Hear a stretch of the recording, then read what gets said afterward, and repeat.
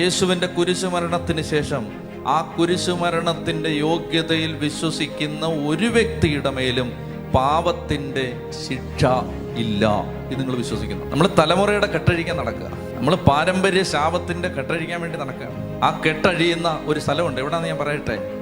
ആ സ്ഥലമാണ് ഈ ബലിപീഠം. ഇവിടെ അതഴിയുന്നത് ഒരു മനുഷ്യനും അത് അഴിക്കാൻ പറ്റില്ല. ഒരു മനുഷ്യനും. ആ കെട്ടഴിയാൻ ലോകത്തൊരൊറ്റ ഇടമേ ഉള്ളൂ. ആ ഇടത്തിൻ്റെ പേരാണ് ബലിപീഠം.